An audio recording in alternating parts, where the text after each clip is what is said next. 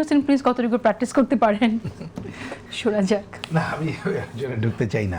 একটা তো হচ্ছে যে আলোচনা আপনি করলেন, আসলেই কি বলবো, মানে ইতিহাসকে আবার আমরা ভুলভাবে তুলে ধরা হবে কিনা সেই বিষয়টা। দেখেন, আমি তাকে যদি একটা, আপনি রাজনৈতিক দলের তো নানা ডাইমেনশন বলতে পারি, অত দিকে যাওয়ার দরকার নেই।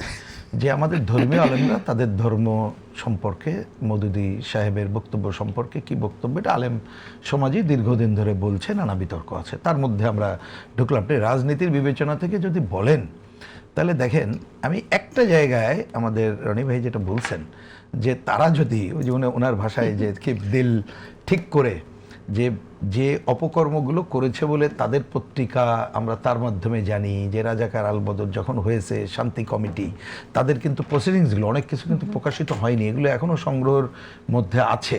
সেইটাই আমরা হয়তোবা কাগজের উপরিটা জানতে পারি, কিন্তু ভেতরটা যদি প্রকৃত পক্ষে বলে, তাহলে আমরা আরও নগ্ন চেহারা দেখতে পাবো।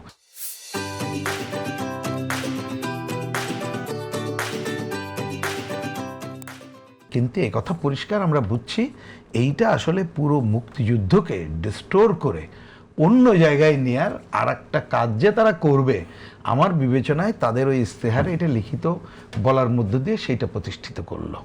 এবং যে কোনো বাংলাদেশের মানুষের এটা বোঝা উচিত, এই কথা বলার মধ্য দিয়ে যে এই মুক্তিযুদ্ধ যেটা মুক্তিযুদ্ধ ছিল না, তাদের একটা সাধারণ বয়ানে যে ওই যেটা ভারতের চাপিয়ে দেওয়া যুদ্ধ, ভারতের অমুক টমুক আর ডট ডট ডট ডট, যেটা এই ন্যারেটিভটাই তারা জনগণের চোখের সামনে নিয়ে আসবে।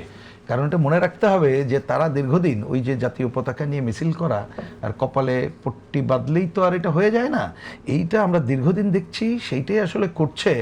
তারা যে রাজনৈতিক বিবেচনা থেকে এর বিরুদ্ধে ছিল আমাদের মুক্তিযুদ্ধের, এবং এর বিরোধিতা করতে যে ইসলামের নাম দিয়ে 30 লক্ষ মানুষের হত্যার সাথে নানাভাবে যুক্ত পাকিস্তানি বাহিনী তাদের সহযোগী হিসাবে, এবং আমাদের মা বোনদের উপরে যে অত্যাচারের জায়গা, পুরো দেশকে যে ধ্বংসযজ্ঞের জায়গা, তারা এইটাকে বরঞ্চ মিনিমাইজ করার যে জায়গায় যেতে চাইবে।